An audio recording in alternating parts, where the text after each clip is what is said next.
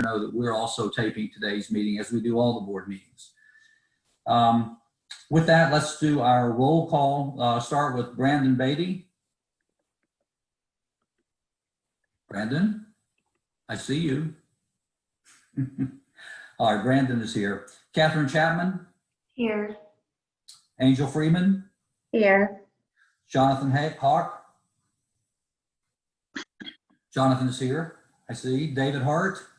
Here. Anicio Holmes Brown. Here. John Hudson is here. Ron Lynn. Here. And Michael Pierce. Here. All right, looks like we have all our board members here today. Next, let's move into item 2 on our agenda, which is the homeowner forum. To address the board, hopefully you have already contacted KCSA so we know who to unmute for this. So Bruce, who is up first? You'll be limited to 3 minutes. We will be timing that, so please be aware you'll be limited to 3 minutes. Bruce, who's up first?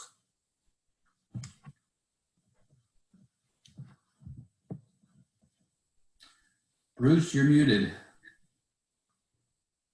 Andy, you should go. Good afternoon, Mr. Chairman and members of the board.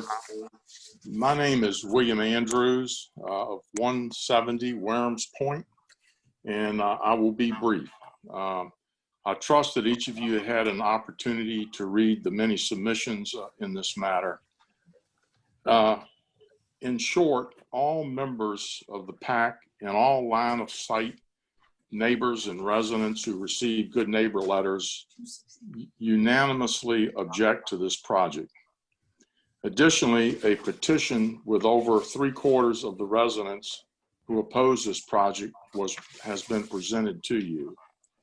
While others may address specific issues, I mentioned 2. We are merely attempting to preserve the natural beauty of Warehams Point from further encroachment.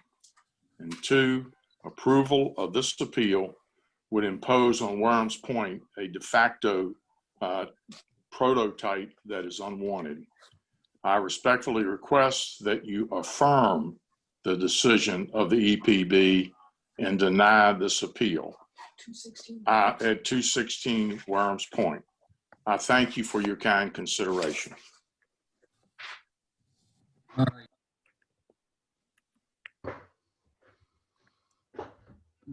Oh, John Hudson, you just got muted. Hold on. All right, John, you're good. Who's up next, Bruce? Sally Andrews, you should be good. Thank you. My name is Sally Andrews. I live at 170 Warehams Point. Andy and And Sally. I am speaking on the appeal of the EPB decision regarding 216 Warehams Point. I sent to the EPB written submissions for each of their hearings on the application and the revised application. And I also submitted to the board of KCSA a submission and a supplemental submission. I'm not going to go into those in great detail because I trust each of you have had the opportunity to read and peruse those together with all the other submissions by the residents and the PAC members of Warehams Point. I intend today only to address one issue, and that's the issue of precedent, as the applicant has cited the approval at 213 to be precedent for his approval. And there are just 2 aspects that precedent should not be applied in this case. First of all, when you use the concept of precedent, the matters should be substantially similar factually. That is not the case between 216 and 213. Again, that's outlined in my submissions. I will not repeat that material. The second aspect is that the purported precedent of the landing at 213 should not have been approved as submitted. And again, I explained that in detail in my August 20th submission, which I assume you have read.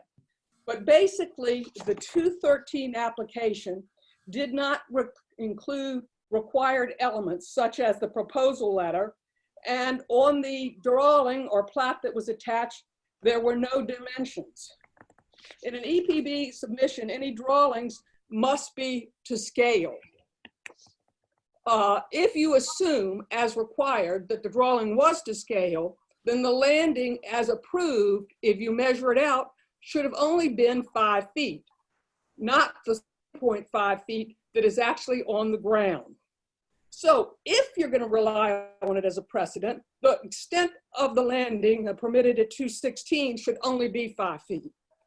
I am not blaming anyone for the inappropriate approval of the 213 application or for permitting the construction to not be in accordance with the application. Even if the PAC, our PAC, had been remiss in not catching the lack of the dimensions in the application, I submit that it would be unconscionable for an approval improperly rendered and then the improvements installed, which were in excess of the approval, to serve as a precedent. I respectfully request that the board affirm the decision of the EPB and deny this appeal. Thank you very much. All right, thank you, Sally. Bruce, who do we have next? Charles Yonkers, and he ought to be able to talk. Charles, you need to unmute yourself.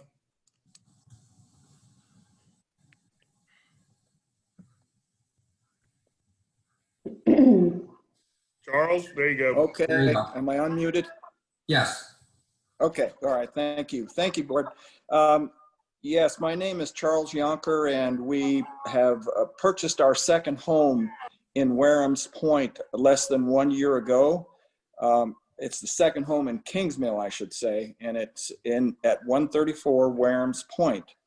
And one of the deciding factors that we use to purchase in Wareham's Point is the good character of the neighborhood, the seclusion that the neighborhood provides, and just the general feel of a very secluded neighborhood, even though the homes are attached, and we have a feeling of a lot of privacy. We feel like the approval of patio extensions or landing extensions or patios in the backyard would change the character of the neighborhood, and which was our primary reason for purchasing there, and just would be very uncharacteristic of the way the homes are maintained and laid out right now.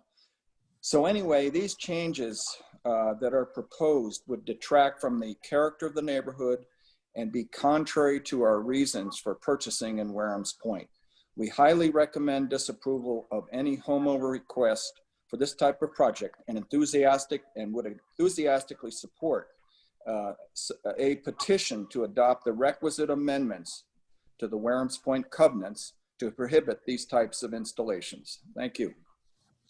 All right, thank you, Charles. Bruce, who's next? Harrington, you should be okay to talk. Okay, I'm Carrington Herbert, 141. To the board, please. A wise man once said of disputes such as we are facing, it all comes down to whose ox is being gored. And so it is. When you go to bed tonight, you may have, through your actions, pleased one household while displeasing 3/4 of all households in Wareham's Point. Or you may choose to impart the inverse score. Some EPB and BOD members have asked, why are residents so opposed to this request? Well, maybe one has to live here to fully understand the peace and privacy which we all treasure.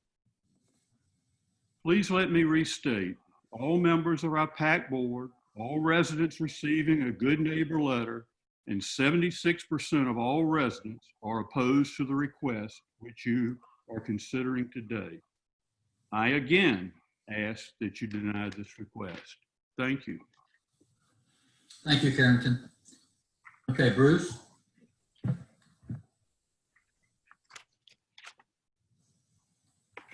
Vivian? Hello, I'm Vivian Herbert at 141 Wareham's Point, And I just want to make it clear that the petition was circulated by several Warehams Point PAC members and interested residents. 76%, 53 of 69 address owners signed to oppose any addition of patios or any extension to landings behind Warehams Point townhomes. 3/4 of Warehams Point residents do not want to live next to one, and the furniture that comes with it, which will destroy their privacy and views from their deck.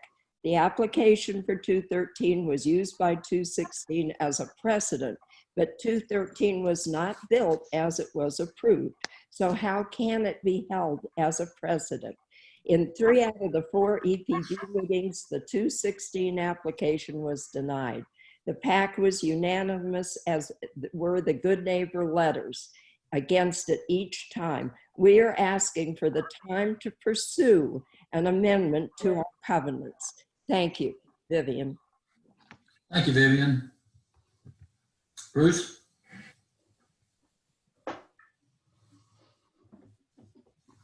All right, Don Ritchie. Hello, my name is Don Ritchie. I live at 144 Warehams Point. I am also a PAC member. A couple of weeks ago, when this request by 216 was presented before the EPB, I made a statement that at the time, all the people that I talked to were in opposition of this particular request. Since that time, by taking the petition around to various members of Warehams Point, I got feedback that there were in fact some people who were not in opposition. Those people asked me to come on publicly and represent them. Since I am a PAC member, I feel it is my duty and responsibility to represent everyone, whatever it is their feelings are about this. So all I'm doing here today is letting you know that what I stated 2 weeks ago, because I have no idea what information you guys have as far as what was said or not said in PAC meeting, needs to be amended in that since then I have had people that I've talked to that are in fact not in opposition of that particular request by 216. However, I think if you look at the petition that was passed around, it'll give you some feedback as to the numbers who are against it. So I'm doing what I consider my due diligence as a PAC member and letting you know that I have since the last EPB meeting had people come to me and voice their opinion as they do not oppose the bill by the request by 216. However, I will tell you in all the conversations I've had with people throughout Williams Point that privacy is one of the things they consider a priority of living here. Appreciate your time. Thanks. Thank you, Don. Bruce? Mr. and Ms. Krebs. I can't unmute him. Digger? Alice? No, I can't. For some reason, I don't know if they're muted on their end. I can't unmute them. I see Digger on. Yeah. He's called in. I can't unmute him. If he gets unmuted, we'll try later. Let me go to the next one.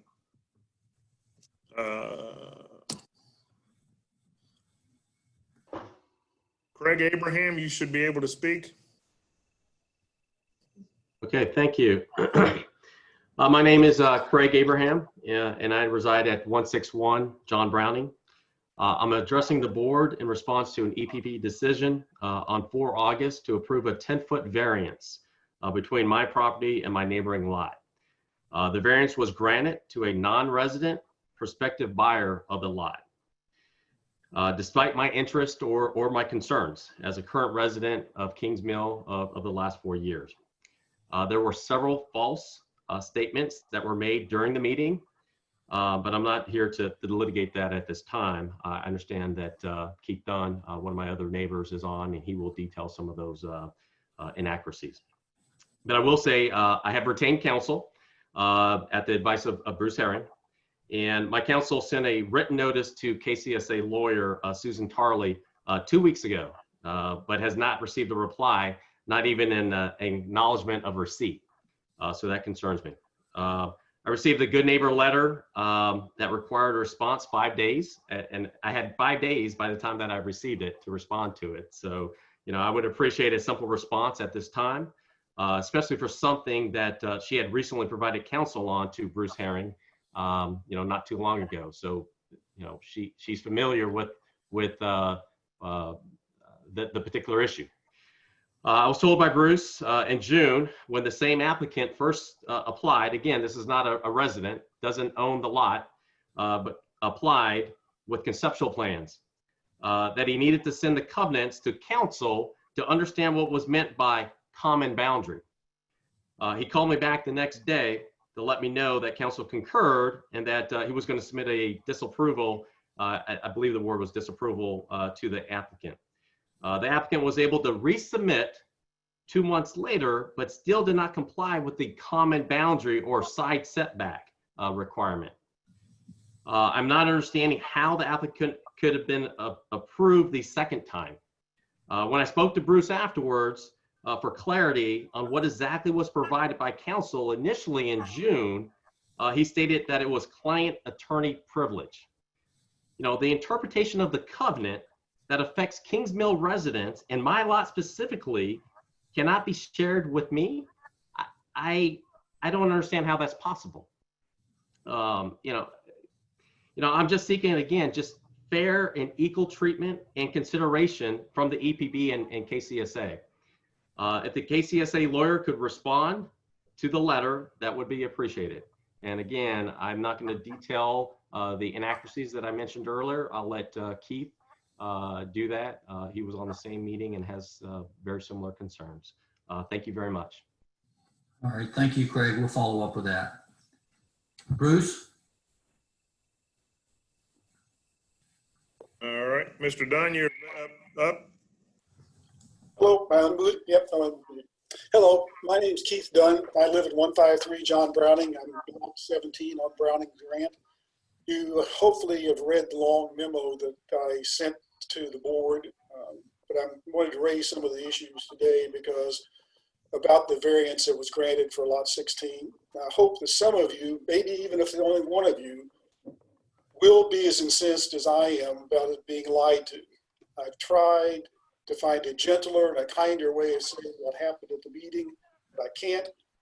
The vice chairman of the EPB and the prospective builder for lot 16 flat out lied to me, Mr. Abram, and all of the EPB members when they said that in recent years that the resource protection area requirements have been changed 100% from 50 feet to 100 feet. And that is why a variance needed to be granted for lot 16.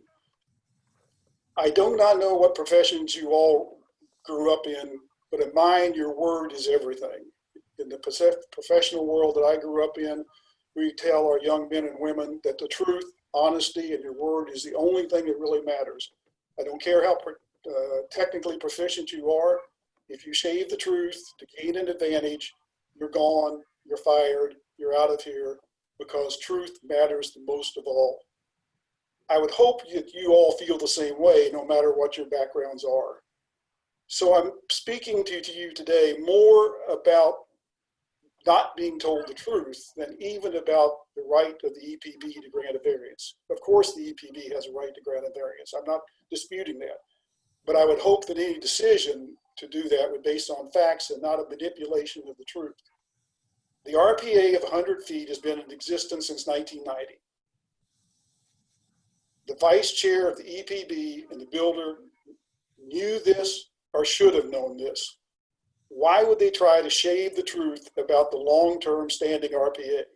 And the only reason that I could come to that is logical is they wanted to influence the votes of the other members of the EPB. Why would they think they could do that? Because it's obvious from past decisions that the EPB board members had not always done proper due diligence or research. So they should be easy to influence and manipulate. And that seems to be the decision that the vice chair and the builders sought and they got. Why do I say this? Because in June, when the EPB first approved, as Craig said, the placement of the house, the board did not know that the declarations, they required a minimum of a 25-foot setback. They only knew that because I raised it to them and pointed out the declarations.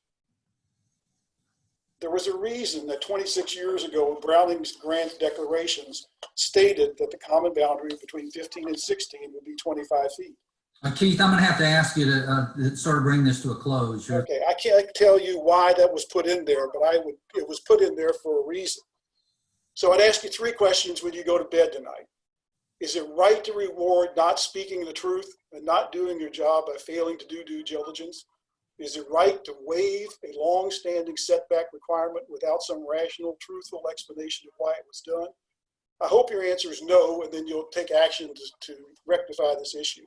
And if it's not, if the answer is, this is the way we've always done it, which is the answer the EPB gives quite often, then if that is the case, why change something that has stood for more than a quarter of a century? And even if you don't agree with me, why would you want to reward somebody for deliberately lying to get an improper decision that he wanted? Okay, Keith, thank you very much for your comments. I appreciate it. We will take them to heart. I promise you that. Thank you all very much for your participation in the Homeowners Forum. With that, Bruce, if you can make sure I have screen. John, I have one more. Oh, I'm sorry. I thought that was the last. Go ahead. Who's next? Ariane, go ahead. Okay, great. Thank you so much. Hi, everyone. Yes, my name is Ariana Van Vliet from 100 Moody's Run. My property has been owned by my family since 2003. The home is immediately adjacent to Mounts Bay Road and the River Course Tunnel at T number 15.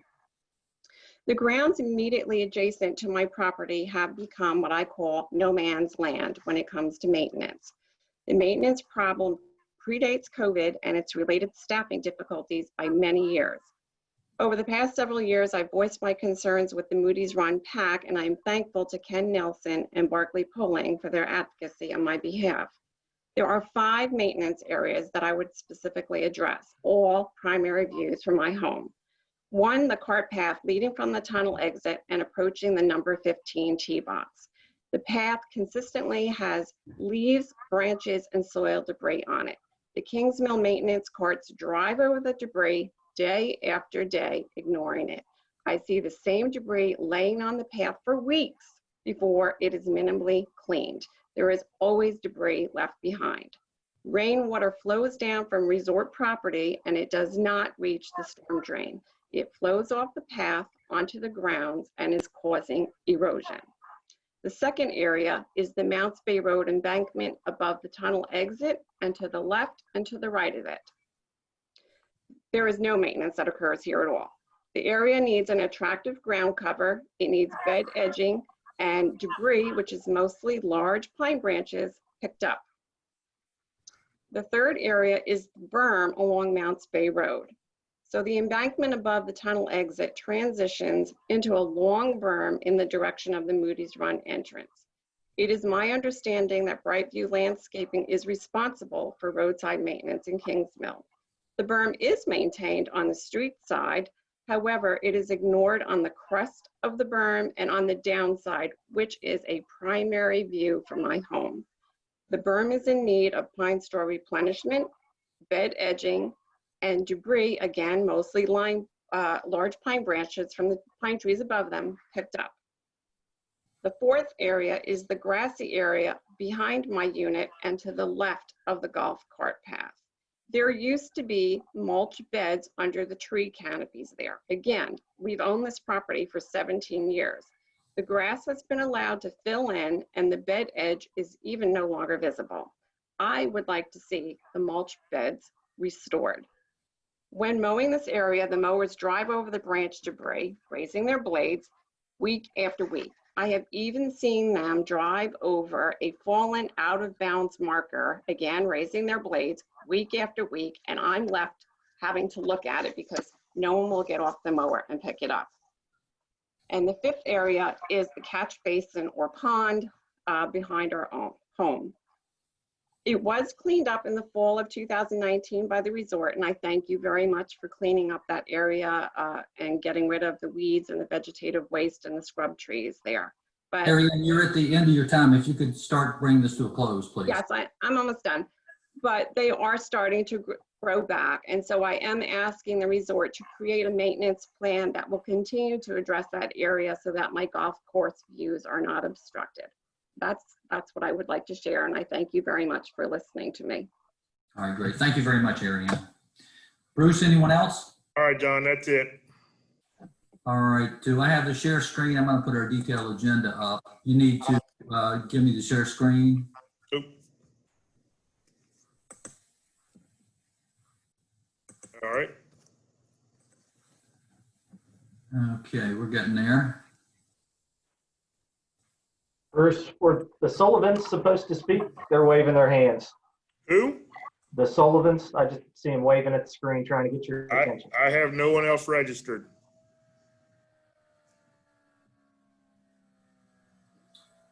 Okay, well, let's keep moving through the agenda then. Our first agenda item, consent agenda on item 3, pages 1, 2, and 3, I believe. The first item is the approval or correction of the draft of the June 23rd, 2020 meeting minutes. That's pages 1 and 2. Second item is approval and correction of the draft of August 19th, 2020 board due process executive session meeting minutes. That'll be on page 3. And then item 3C in the consent agenda, ratification of unanimous consent of the board to extend the term of EPB board member Mark Jacobowski retroactively from June 1, 2019 to December 31, 2019. Are there any changes or corrections from any of the board members on any of these items? Okay, motion to approve. So move. A second? Second. All in favor? Aye. Aye. Any opposed? All right. Next, Ron, we have the July financial statements. You bring up the analysis, please. There you go. Okay. For the month of July, KCSA ran an operating surplus. Let's look at the details for July. The KCSA homeowner assessments amounted to $431,000, which is on budget. Other income was under budget this month and came in at $65,000 versus a budgeted revenue of $73,000. KCSA operating revenue after debt service and reserve funding totaled $341,000, which is $5,000 under budget. We incurred $334,000 in total operating expenses, which was $3,000 favorably under budget. Therefore, for the month of July, we spent $3,000 less than our budget forecast, and the net result for July is that we had a $7,000 of income over expenses, even though we originally budgeted for $9,000 operating income in July. There's some interference on the line or somebody's talking. I don't know what that is. Let us turn to our year-to-date results for the 7 months into July 31. Through July, KCS homeowner assessments amounted to $3,038,000, which is $3,000 ahead of budget. In addition, other income amounted to $367,000, or about $12,000 under budget. These two income streams amounted to $3,405,000 after paying our mortgage expenses and setting aside our revenue funding. We had $2,295,000 of operating income, which is right in line with what we budgeted. Bringing all this together, we generated year-to-date operating income of $2,295,000, and operating expenses amounted to $2,135,000. Therefore, we had a revenue surplus of $160,000 for the first 7 months of the year. This resulted from operating expenses that were $174,000 under budget. Of special interest, home resale income for the 7-month ended July 31 was $221,000 versus our year-to-date budget forecast of $240,000. In the month of July alone, homeowner resale income was down $4,000 to $49,000 from an expected income of $53,000. Looking at our funded reserves as of the end of July, operating expense reserve fund, or OER, we had no expenditures this month, and our year-to-date expenses are $67,000 on stormwater drainage and tree management projects. We have a balance of $743,000 in OER. The major maintenance and replacement fund, or MM&R, we spent only $1,000 this month, but we have year-to-date expenses of $285,000 on MM&R projects. The MM&R fund balance has $5,947,000. New capital projects, or NCP, we had a $2,000 expenditure this month, but our year-to-date, we have spent $56,000. The NCP fund has a balance of $596,000. Not shown on the chart are accounts receivable for June. The homeowner accounts receivable for both KCSA and the parcels has a balance of $136,000, which is favorably down $2,000 from June. Homeowner accounts receivable over 90 days old amounted to $87,000, which is down $10,000 from last month, and that's really good news. These financial statements have been reviewed by the Budget and Finance Committee, and they recommend the Board of Directors approve the July financial statements, and I move the board approve the July financial statements. All right, thank you, Ron. Any discussion? Ron, could you just clarify the ending balance in the new capital projects fund? I think you said 596. Should that be 696? Let's see, what did I, yes, I believe that's correct, John. 696, I misspoke. Okay, thank you. All right, Ron's made a motion that we accept. I need a second. Second. All right, all those in favor, aye. Aye. Any opposed? Statement's accepted. Thank you, Ron. All right, let's move on to item 5, which is our staff report. Bruce, you want to kick it off with your KCSA report? Sure, thanks, John. Just to follow up on Ron's financial report, as I try to do each board meeting, is to discuss the accounts receivable. We're down a little bit from the June and look to be on target for August to stay right in that same ballpark, hopefully a little below. Currently have 19 accounts that are at the attorney's office in collections. The 2020 roads project, we're at the midpoint, and we anticipated at the time I wrote this up to be completed in about 3 weeks. But John, do you want me to discuss that briefly right now, or do you want to wait until a little bit later? Well, I want you to hold off. Okay. The South Hall Road retaining project is completed. We're waiting on one inspection to come back, and then we'll make the final payment on that one. And then we've also announced that we are, all pools will be closing on the Labor Day Monday. With the exception of Mounts Bay, we will keep Mounts Bay open through the end of September for use. Just the weekends, correct? And Bruce, clarify one thing. The reason it's the weekends is that our lifeguards are students. That is correct. We have a very difficult time after Labor Day anyway, staffing. The last several years, it's only been weekends anyway after Labor Day. Thank you.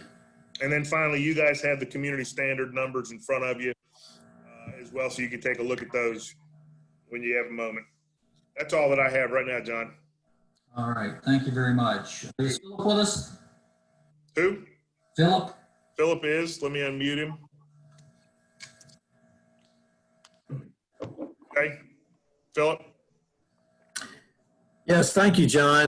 I have nothing new to add to my report other than Ed Connor provided to me the ability to review the report from Timmons, and I was very impressed with the work that's been done by the committee and Timmons on that as well.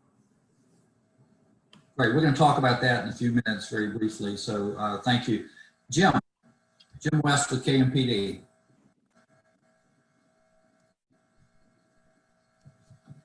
He was unmuted. He just, okay. Jim? Okay, I'm with you. So the monthly report for July of 2020, with regards to traffic, we issued 36 verbal warnings, which was an almost 3% increase from last year. On written warnings, I left out the number 2.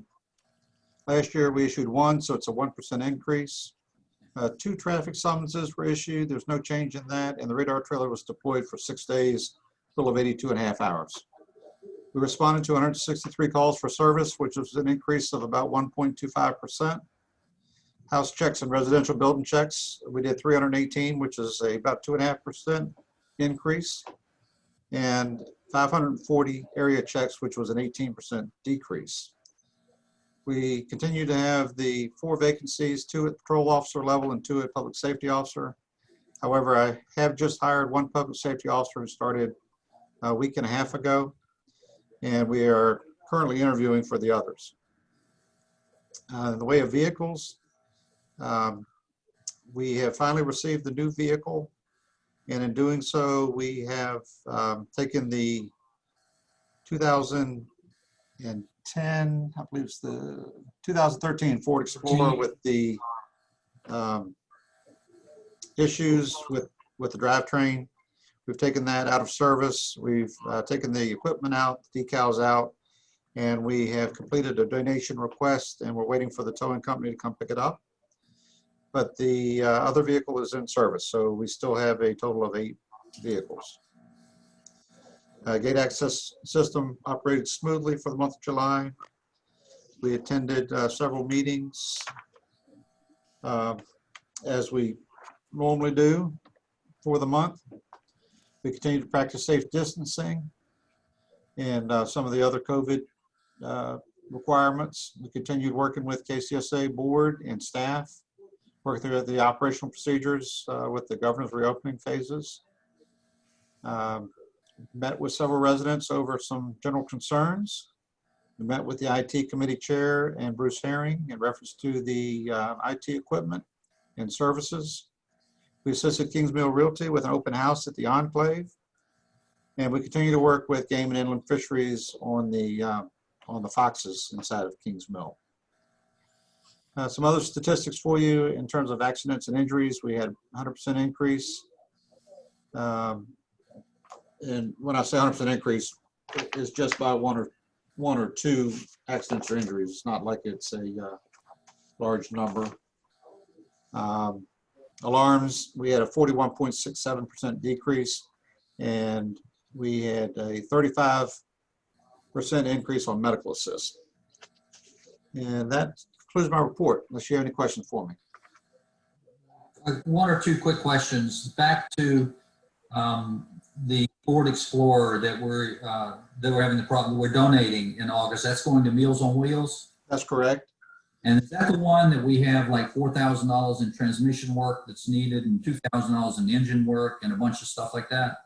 It had about $4,500 worth of transmission work to be done if we were to fix it.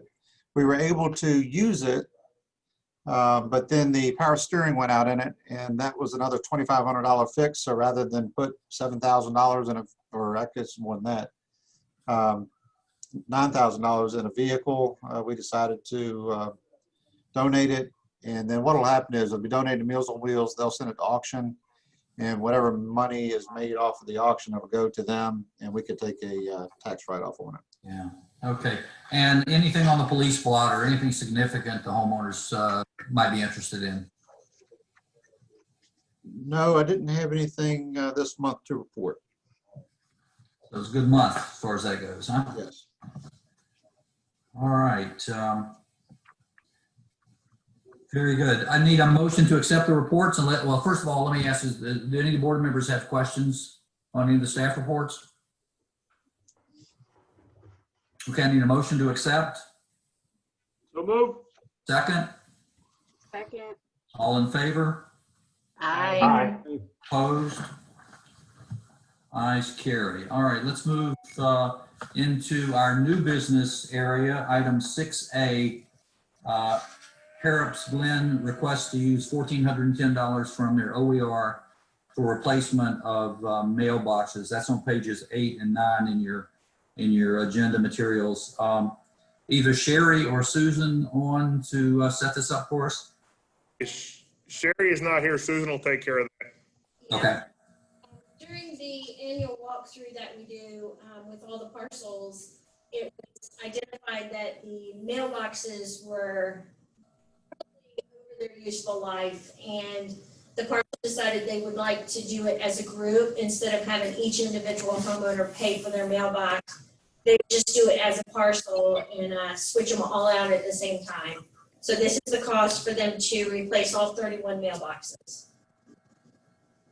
Okay, thank you. Any discussion? The money's in OER, John, for the purchase. Okay, thank you, thank you. Any other discussion? All right, need a motion to approve? So move. Second? Second. Okay, all in favor, aye? Aye. Any opposed? All right, the ayes carry. Let's move to item 6B. Draft First Amendment to the River's Edge Supplemental Declaration regarding rental restrictions. We're looking at the version of August 12th, 2020, pages 10 to 13 in your materials. Tom or Bruce, who's going to handle that one? I'll go ahead and handle it, John. I believe he's muted and I can't get him unmuted. Basically, if you remember correctly, this came before you folks last board meeting, and we had a couple of minor changes. Those changes have been made. The main change was on page 11 in your packet. The obligation of the association, at one point we had it was automatic approval. Since that time, that has been changed to 14 days. After that 30-day time frame, the board has 14 days to make the decision after that time frame. So there's no automatic renewal anymore. Okay, any discussion? All right, motion to approve? So move. A second? Second. All in favor? Aye. Aye. Any opposed? All right, the ayes carry. Let's move to item 6C, I guess we are.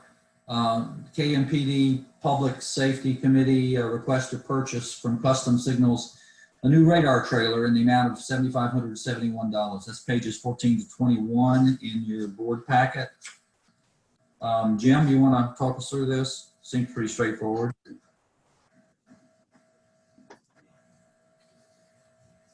Who's Still muted, Bruce? well, it sounds like he should be able to unmute himself. Go ahead, Jim. All right. Yeah, it is pretty straightforward. Basically, the KMPD and Public Safety Committee looked at two different types of radar trailers. One was basically just a radar trailer that would detect speed of passing vehicles, and the other would do both the speed function as well as be a variable message board. And we learned that really with the variable message board, we were looking at a much larger trailer and a much larger price. So we determined that the variable message board was something that really wasn't needed. We didn't think we would use it as frequently as we would the radar. So we scaled back down. We looked at 6 different radar trailers. We chose this one. Most of them ranged in price from about $7,300 to $12,850. This one kind of rose above the rest. It has a 5-year warranty versus 1 or 2 years with the others. And there's quite a bit of options that come with it. So we chose to go with this. It's the Custom Signal Smart 650 trailer at $7,571. Okay, Jim, the other trailer, we still have the other trailer, right? We do, yes, sir. And it'll still be in service for a while, I assume, right? It will be. It'll take probably 45 to 60 days before we would see the new one.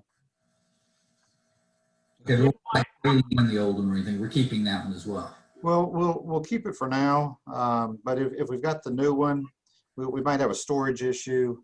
And if that's the case, with the board's permission, I might just donate it to another, either smaller law enforcement agency or a private community, like Ford's Colony or Governor's Land, that might have a use for it. Okay. Jim, my understanding is that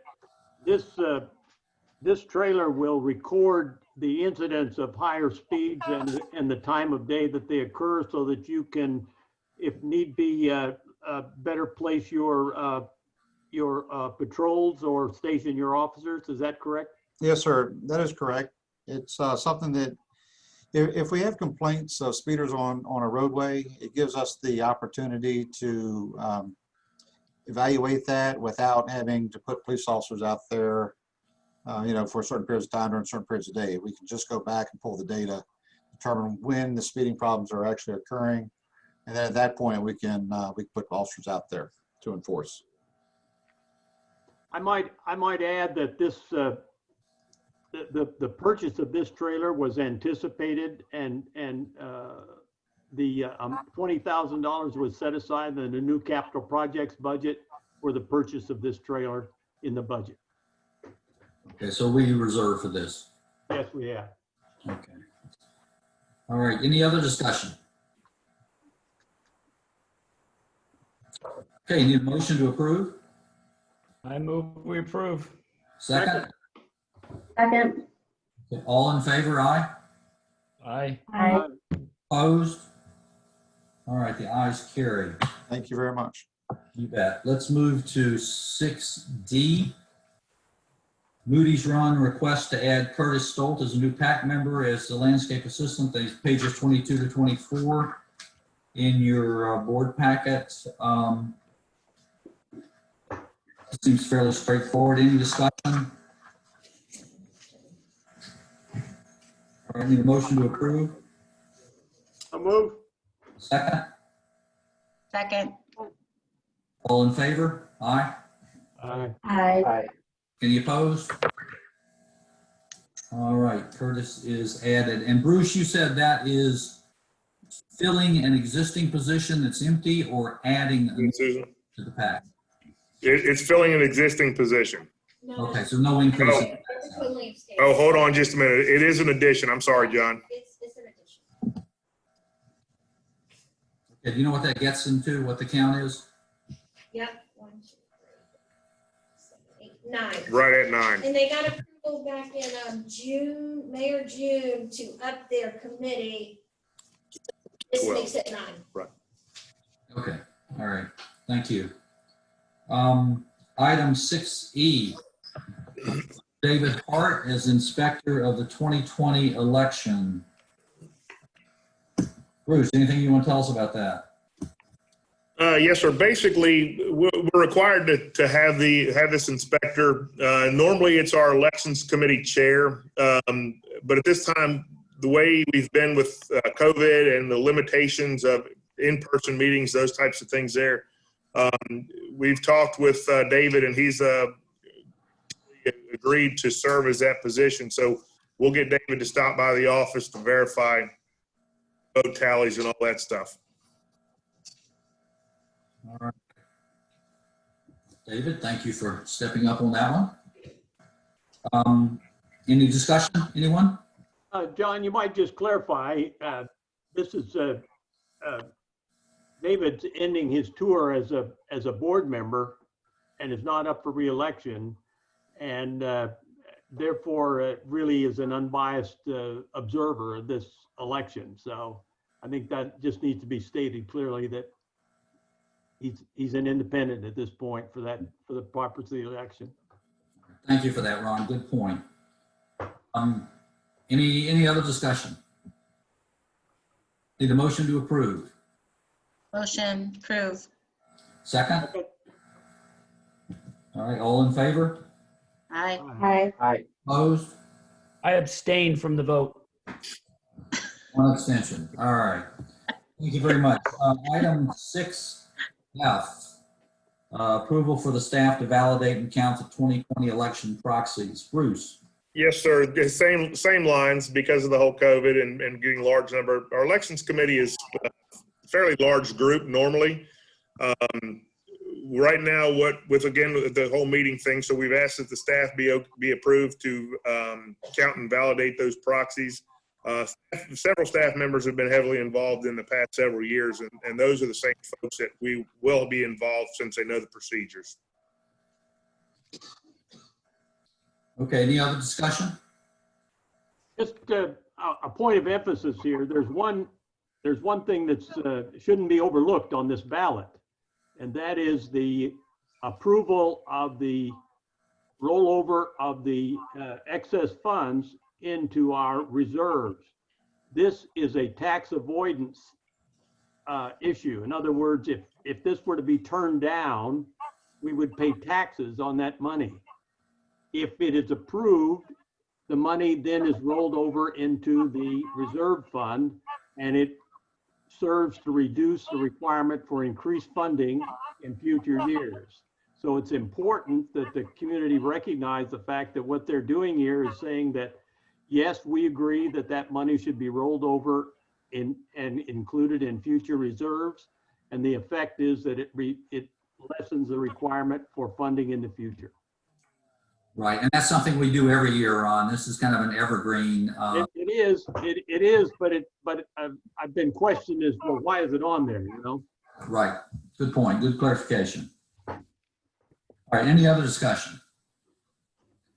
Need a motion to approve? So moved. Need a second? Second. Second. All in favor? Aye. Any opposed? Motion passes. Next item is item 6G, request from Spencer's Grant with respect to a no parking sign. Just to kind of set this up, and then we can have a discussion among us here.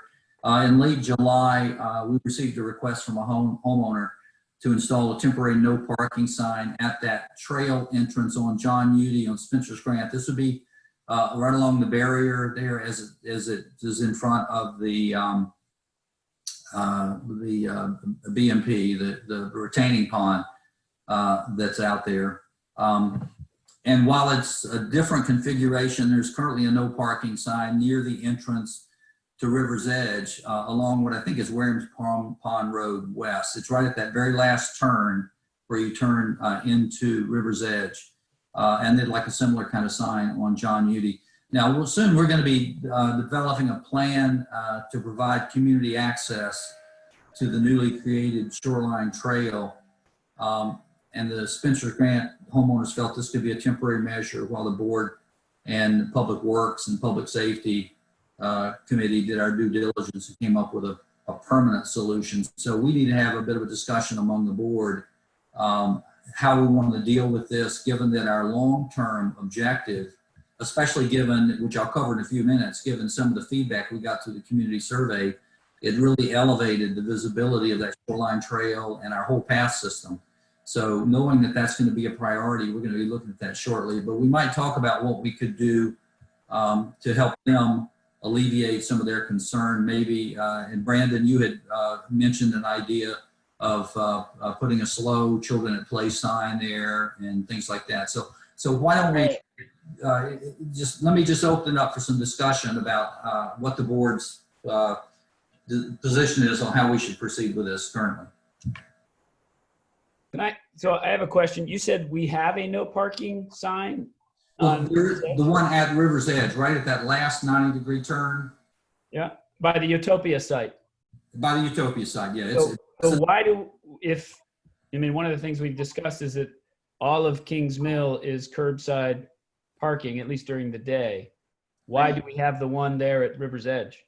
The only reason for that sign being there is because safety said it's only that 100 feet right at that 90-degree turn, which is a very dangerous curve right now. And in the future, we're going to re-engineer that curve. But there's 100 feet right there when you come into the curve that's no parking. You can park on the other side of the road. It's only on the one side of the road right there where the curve is.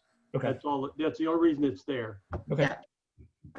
Yeah, we had talked longer term about cutting in on Warehams Pond Road West a little before where the intersection, not intersection, but where the turn is. We're talking about cutting back, I don't know, 100 yards or so back from there on some common property, just cutting in a few parallel parking spaces. And I think that discussion generally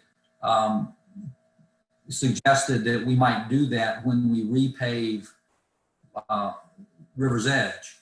I guess one question we can address is, does the board want to wait that long to be able to cut in some parking spots there? Or might we sort of separate that part of the paving project and treat it separately and see if we move on that more quickly? Not to cast a vote, but an opinion. I feel like if, especially after seeing the feedbacks of the survey or the results of the survey, I think the quicker we can get additional access to the shoreline, the better. So if we need to start, I think Ron, I've heard him mention this before, if we need to start getting engineering work or some preliminary design work done for that stuff in early 2021, I think we move as fast as we can.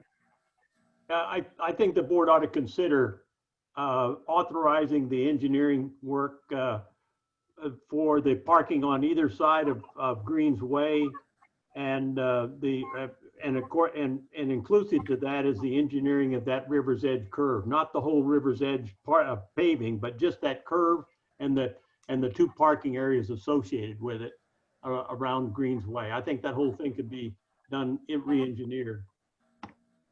And a lot of this is probably it will be presented as where our focus should be in October when we have that follow-up meeting. I know we haven't gone over the reserve study, or not the reserve study, I'm sorry, the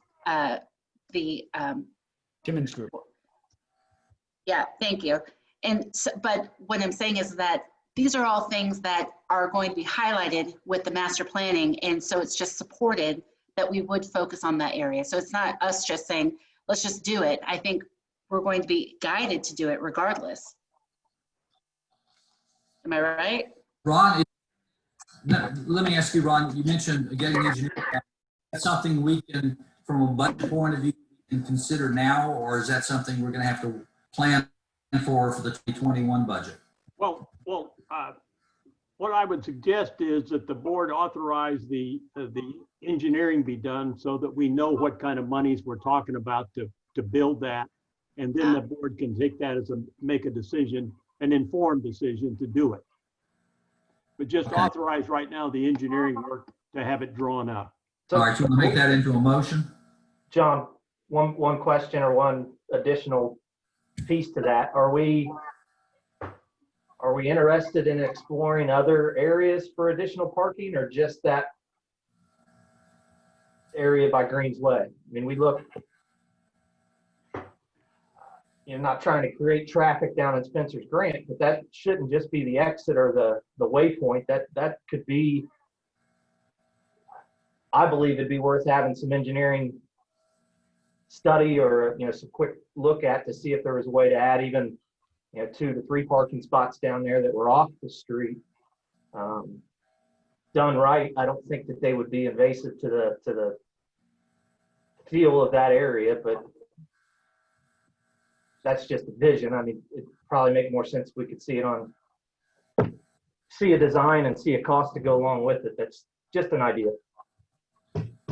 Yeah, well, right now we're talking sort of about 2 different locations. So Michael, I'm not sure if you were, you were breaking up a little bit on my end, so I didn't quite get all of it. But if you were talking about yet another area, but we're talking about along Warehams Pond Road West, as you're coming up on that final turn into River's Edge by the Utopia site, on the right-hand side there, near where Greens Way is, cutting in about 4 spaces. So I guess they would be actually off the road. over into what is now a grassy kind of swale.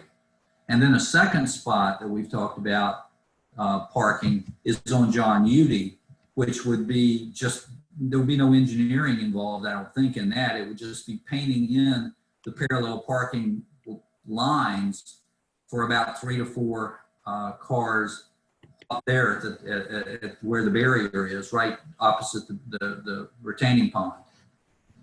Now, were you talking about a third potential location, or did I, again, I'm sorry, I didn't quite catch all of it. Nope, sorry. Talking about the same one down on John Udy, that one. Okay, gotcha. Hey, John. Yeah. Hey, John, I think we want to consider moving those vehicles off the street at John Udy as well. So I think it's something to look at rather than just putting those spots on the pavement. Let's see what kind of room we have by that. Where we can cut in, maybe? Right. Mm-hmm. Okay. So we got two issues here. We got to deal with the request for no parking sign and then engineering for parking for access to the riverfront, right? So I move we do the initial engineering work to look at all our access to the riverfront, to the path to the riverfront, with the perspective vehicle parking for access to the riverfront. That makes sense? That makes sense. Yeah. Yes. Is there a second? I'll second. All right. More discussion. Could you clarify that a little, David? Your intent was that I don't know. I can try. Resurvey all the spaces. Are you talking about resurvey? Are you talking about opening it up for parking anywhere? I mean, doing a study for parking, or just are you speaking of the Wareham's Pond West area that we just discussed, either side of Greens Way? Well, I think as so the answer is yes, I'm looking at both. To take care of the no parking sign issue, we need to consider what do we allow for parking on John Udy, as well as what we're looking at on Wareham's Pond West, sort of at the what's the Greensway? Greensway. Yeah. Okay. So do I need to restate that motion? Why don't you? Okay, I'll try. I move that we start the engineering process to look at parking as related to access to the riverfront. I move that we start the engineering to look at access to the riverfront area. Okay. Is there a second? I think I second. Okay. Any more discussion on that point? Can I just ask? I don't want you to clarify anything else, David. I'm not going to make you say that again. But with the master planning that we have going on, are they not? They're definitely not engineers, but they're part of the planning process. Would they not have ideas on how that would? Because they know that's part of the big plan, especially with the highlight of that area within the survey. So are we duplicating some things by moving forward with that? Because they might have ideas. I'm just throwing that out there. Good point. Duplicating anything, I think it'd be smart to make them a part of the conversation we're having, just to feed them that information. Yeah. And work with them on that, because maybe they're already starting to look into things like that, because again, it was such a high survey excitement about Kings Mill. Yeah, and to that point, I mean, my motion still stands, but I think the no parking sign request, that issue is going to fade, or the immediacy of that is going to fade as the weather changes and we move into fall and then colder weather. You know, the river gets used, not that people wouldn't use it in the middle of the winter and walk, but it tends to get more use during the warm weather and summer season. So I like the motion and all that. I just want to make sure that we're not spending money that could be already incorporated with what we're doing with the master planning process, and making sure that they're involved, minimizing our outsourcing cost. Yeah. John, when will that study, the Timmons study, the results of it be known?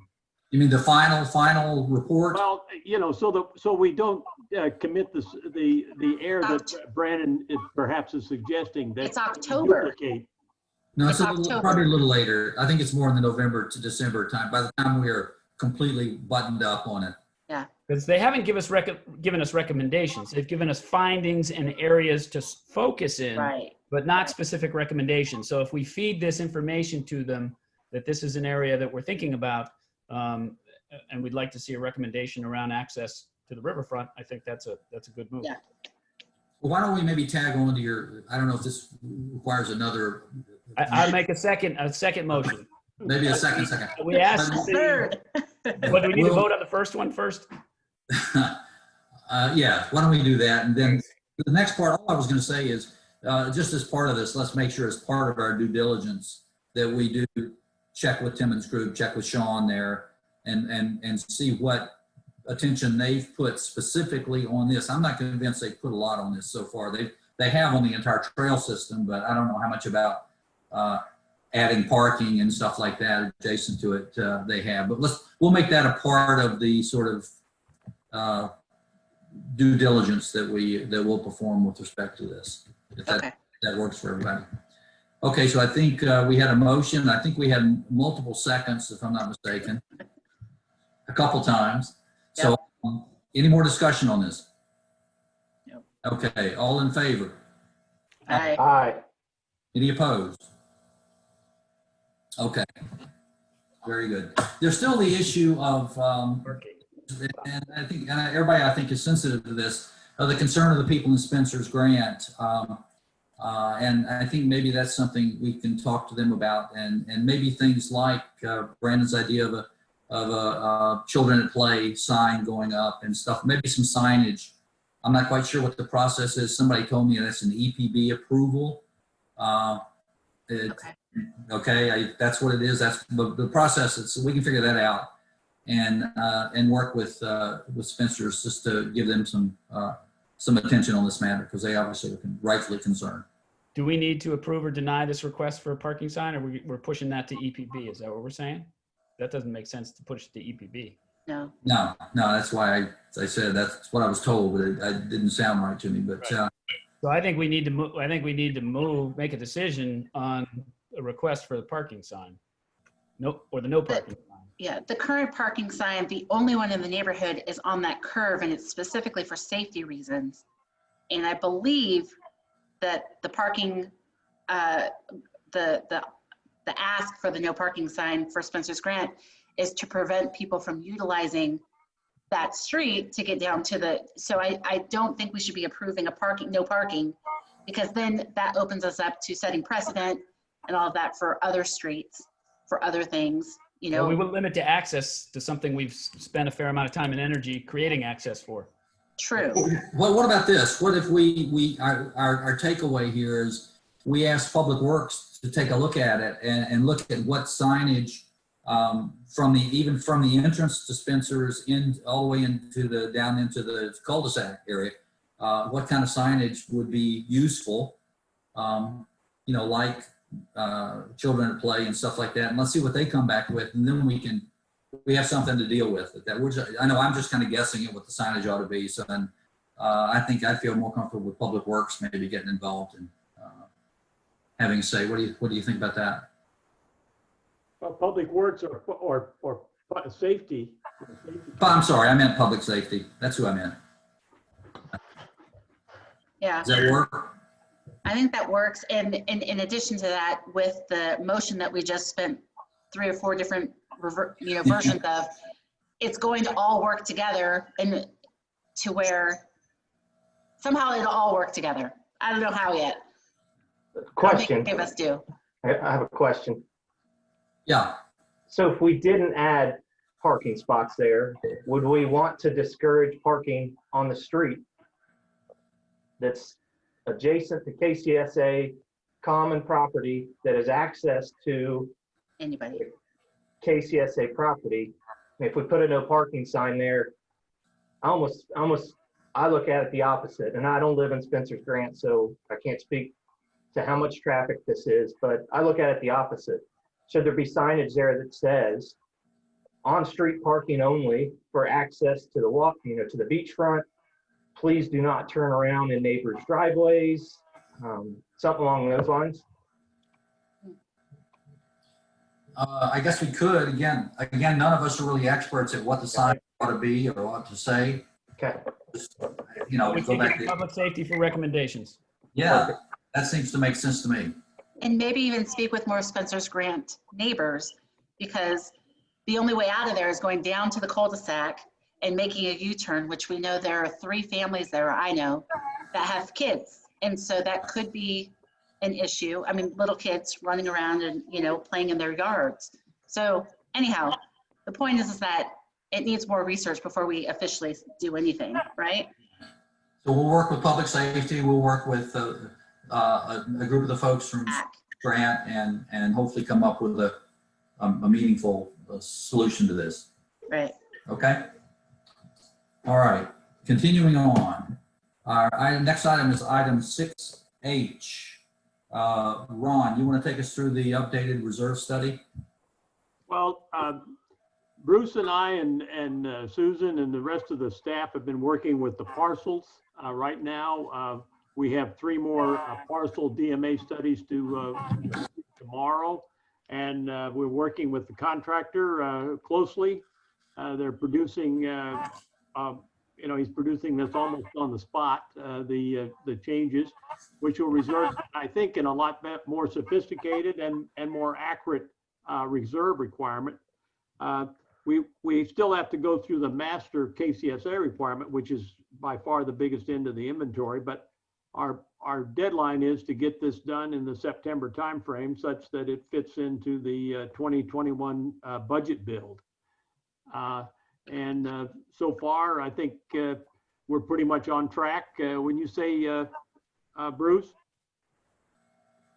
Yes, sir. I agree with you. I got a lawnmower in the back that you guys can probably hear. It's going to totally round everything out, I believe. But yeah, I very well so far with parcels, and I feel confident that the KCSA one will go just as well.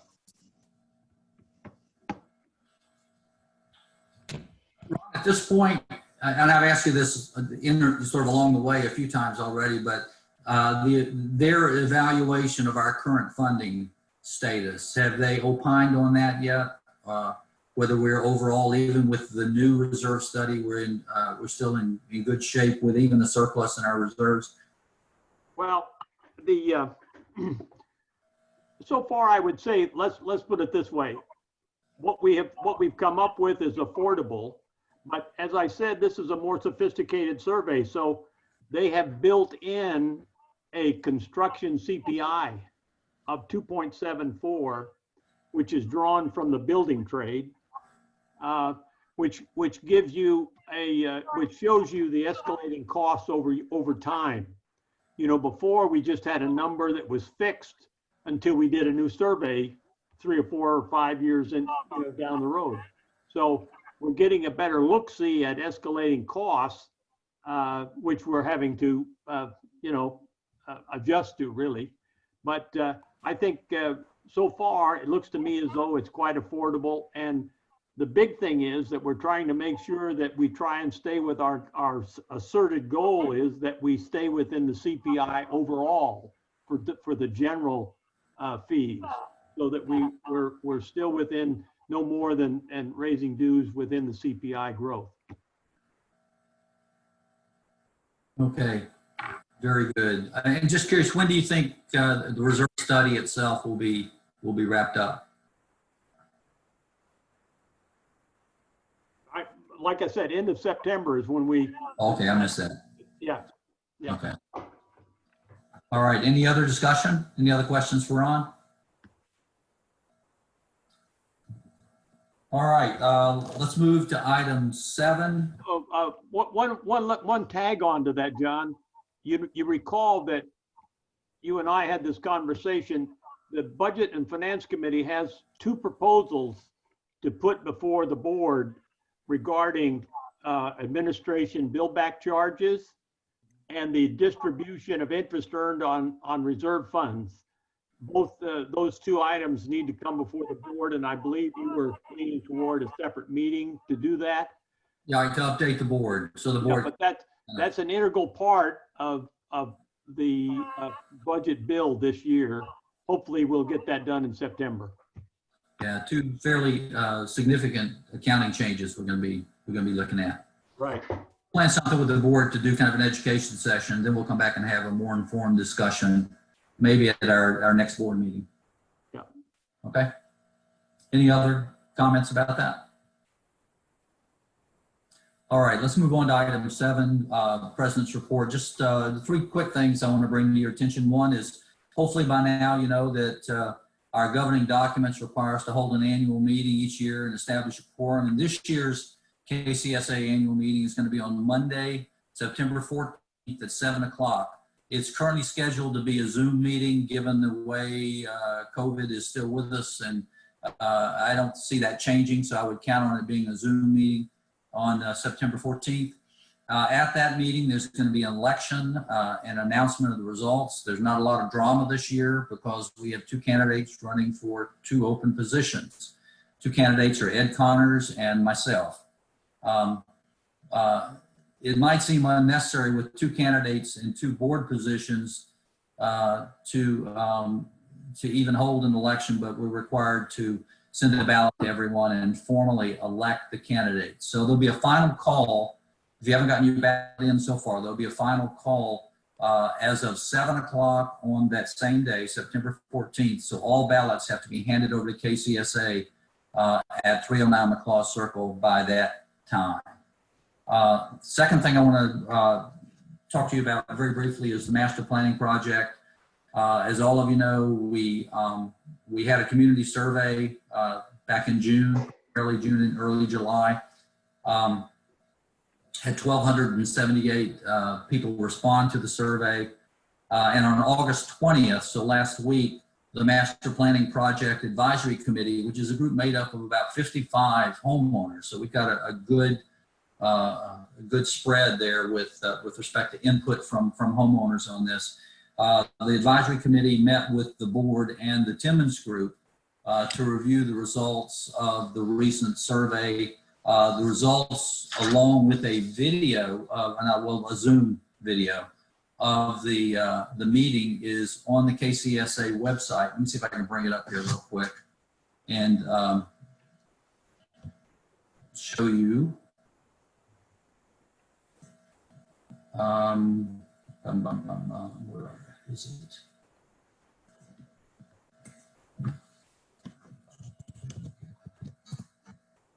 If you go to the new KCSA website, hopefully everybody's been there. And then if you go to About Us, this is kingsmillcommunity.org is the web address for the website.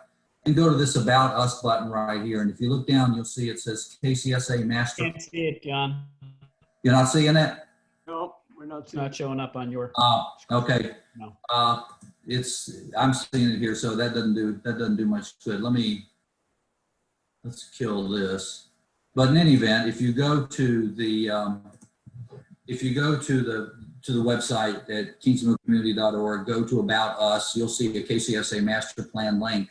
And if you go to that link, you'll have a PDF that has the survey results, which are really interesting to see the sort of the trends and things, the comments that were made by the folks who responded to the survey. And you'll also see the recorded session we all had with Timmons Group, where there's a little more expansion on the survey and some good discussion. So I would encourage everyone to check that out. Third thing, and Bruce, feel free to jump in here on this one. You're more knowledgeable about it than I am. Has to do with part of our paving program this year, particularly with respect to Burwell's Glen. Our paving program for 2020 included Tutter's Neck, which I think we've just completed. And all that equipment was moved over to Burwell's Glen. And shortly after we began the work there, the engineer and the contractor told us that when those streets were paved previously, that's about 13 years ago, there was an insufficient foundation that they put in, which now requires a significant amount of remedial work to get that fixed. And we're just on the front end of. We just learned about this, and so we don't have a lot of details, but we just want to put people on notice. The good news is we're going to do it right this time and prepare the road base as it should be so that we don't have this problem again. The bad news is it appears it's going to be fairly disruptive to some homeowners living there in the immediate area. And once that plays out, we can be more specific about that. But there's both good news and bad news with respect to that. So as we learn more, we'll make the information available and we'll work with the affected community over in that Burwells Glen area to minimize the disruption as much as we can. Actually, do have one more thing. I just want to say today is David Hart's last board meeting. It has been a pleasure working with you. Hope to see you in the meantime on many KCSA activities. And certainly on behalf of the board, we wish you the best. And we're going to miss you. A lot of fun working with you, Dave. Thank you. You bet. All right, let's go to item 8, our EPB appeal. And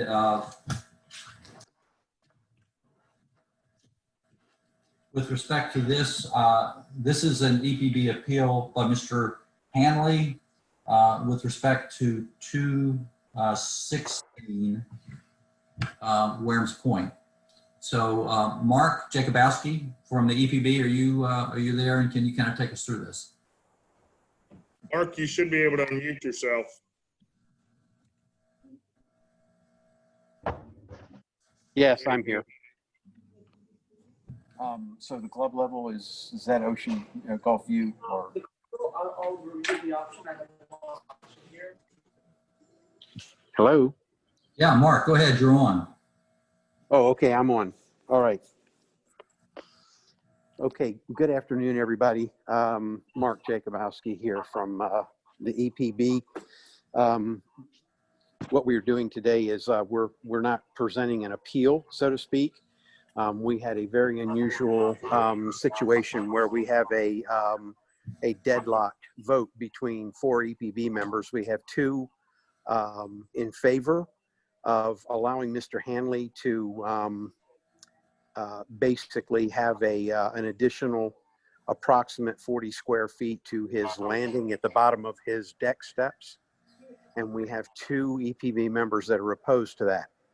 So this is something that started historically. Mr. Hanley came to us requesting an approximate 700 square foot patio with some landscape lighting, some uplighting at the base of his deck. We denied that request. Mr. Hanley came back to us with a smaller version, if you will, with 160 square feet approximately, and we denied that. So at that point, Mr. Hanley had indicated that there was a neighbor that had some planter boxes out at the outside of their deck that extended the width of the deck on each side of the steps and had extended their landing between those planter boxes, and that submitted that was previously approved by the PAC and previously approved by the EPB. Staff did their due diligence and said, yes, that was exactly the case. That's exactly what happened.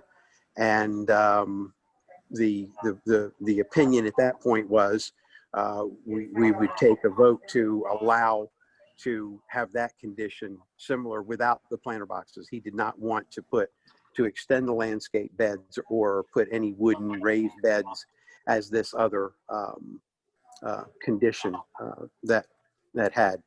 So we basically reviewed it, and although Mr. Hanley had said, well, there's a precedent here, he also pointed out there were other precedents in other neighborhoods, including the resort. We explained to Mr. Hanley that they weren't precedents there, that we don't, cross over from neighborhood to neighborhood.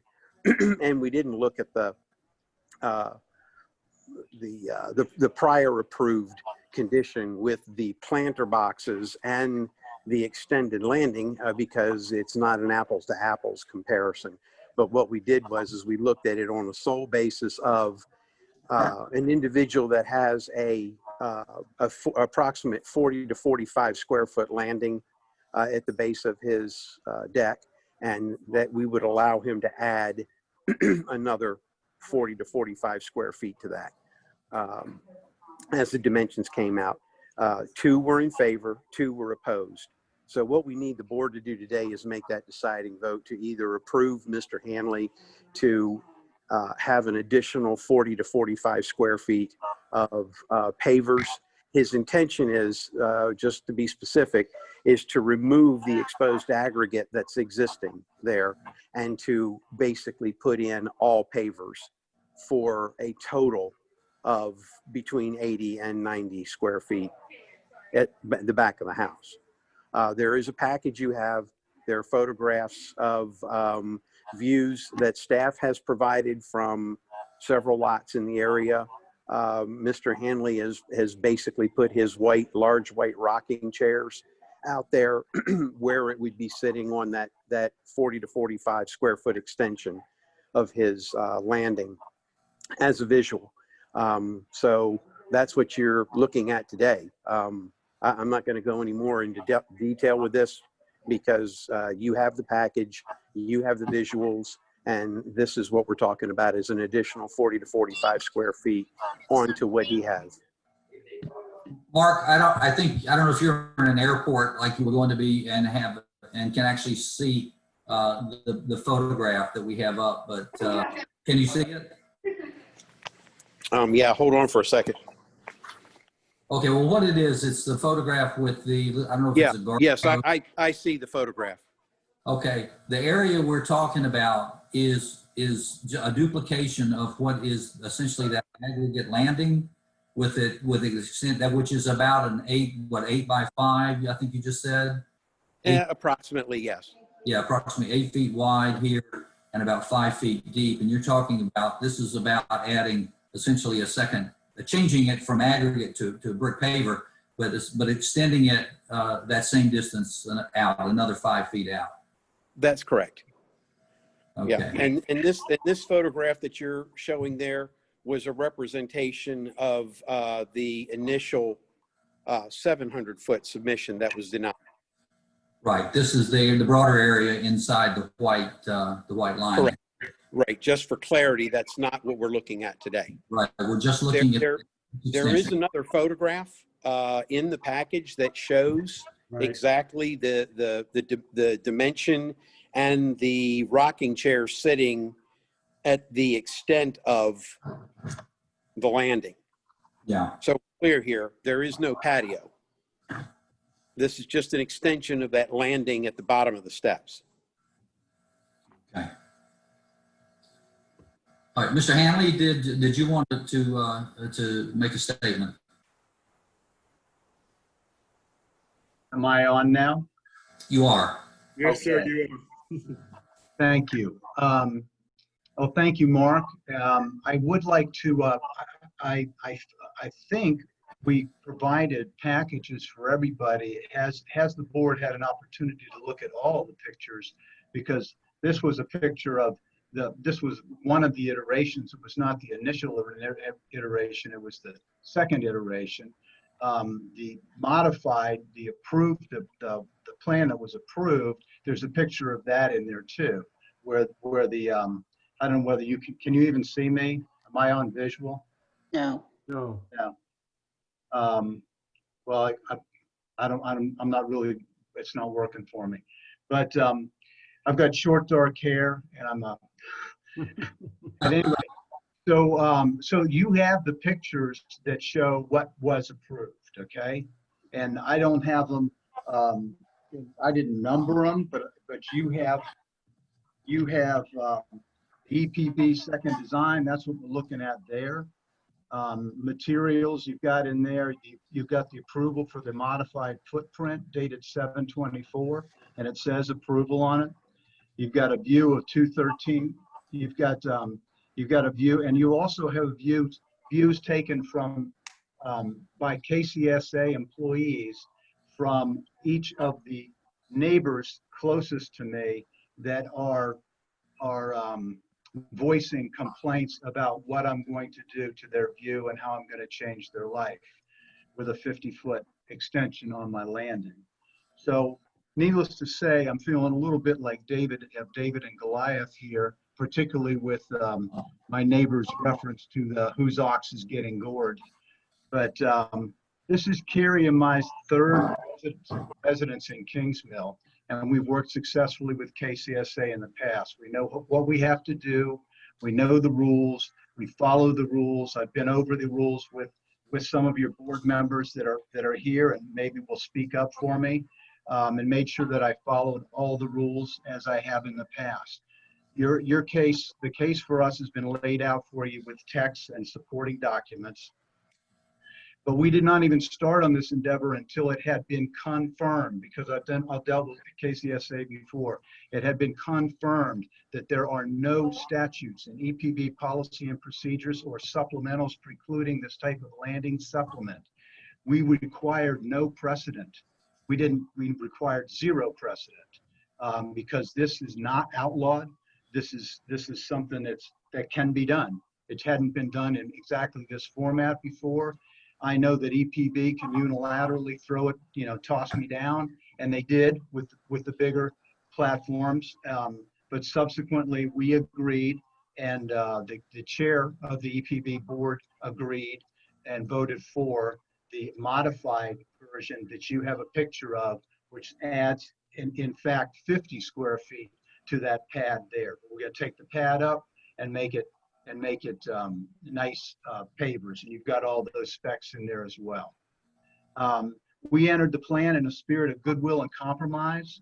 We've submitted multiple designs and further compromised our wishes to those of the PAC each time. We are now down to a 50 square foot supplement to our landing and can compromise no more. We request that you ratify this modified proposal that has previously been approved and supported by the EPB chair. I'm not an attorney, but I believe strongly in a nation and community of laws. In the absence of a statute against our plan currently in place, and there is none, this project deserves your vote to ratify and proceed. I'm happy to answer any questions. You have a bevy of documents there in front of you, pictures and so on and so forth. But this enables us to get a little closer to the water without impinging on anybody's view. My neighbors at the end physically have to turn their bodies 45 degrees to even see us, but rather than look out at the water, which is what they would typically want to do. My neighbor immediately next to me can't see it at all.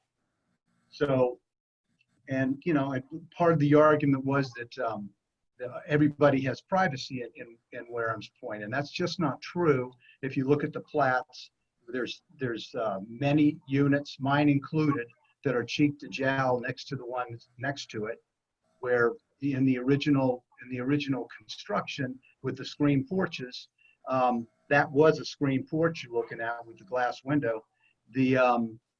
I could carry on a conversation at normal tone of voice and have straight eye contact with my neighbor. So that's evolved. And my point is, it is evolving in Kingsmill, and that's part of this study we were just talking about, is how we're going to evolve Kingsmill.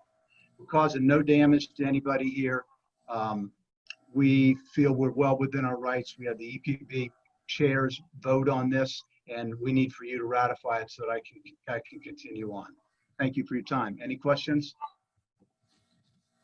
Just one thing I'd like to ask, because I think from talking to some of the people from Warehams Point and from some prior experience, there's concern of the end product maybe being a little different. And I just want, without any ambiguity, for you to confirm that all you're talking about is an extension of that, basically a duplication of that pad to go out another 5 feet and changing it from aggregate to brick. We're not talking about flower boxes. We're not talking about shrubbery. We're not talking about anything else. No, sir. That is all we're doing. That is all we're doing. That's what we've applied for, and that's exactly what our intent is. Comments from board?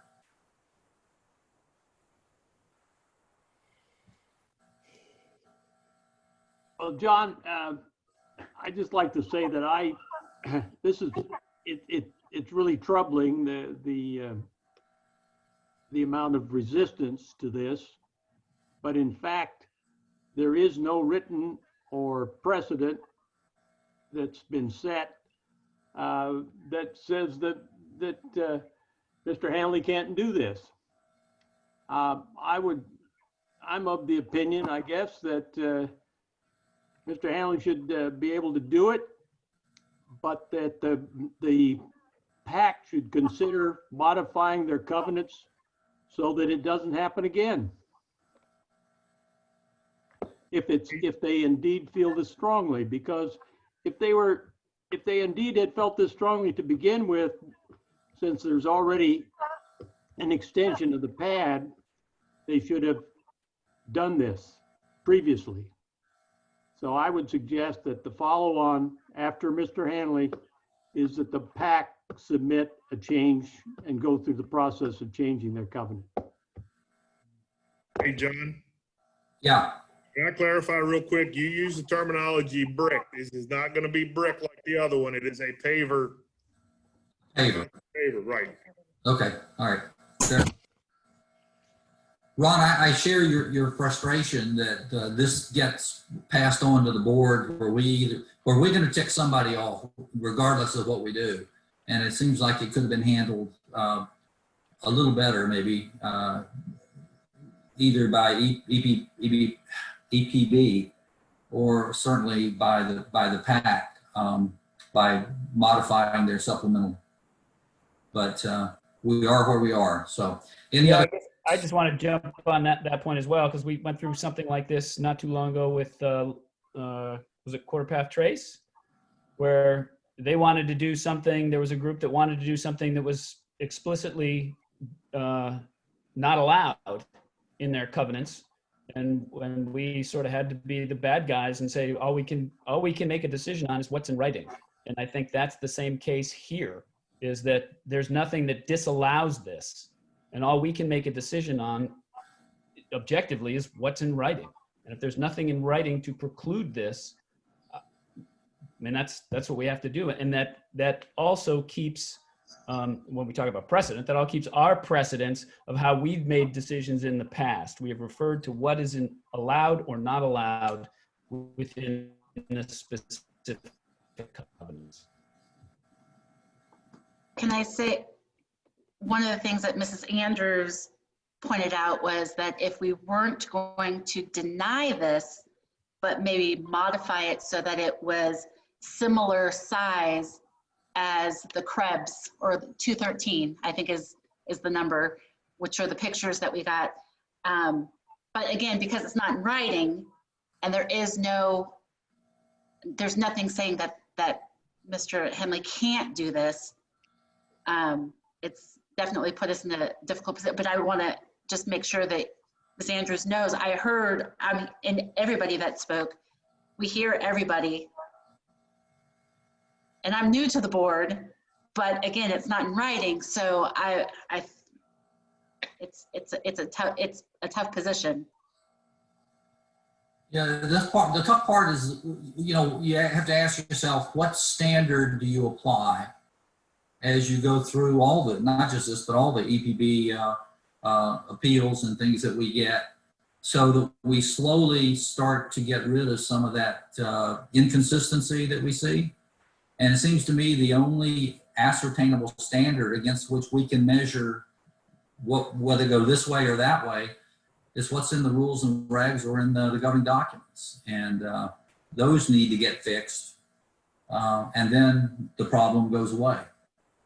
At least that problem. Any other comments?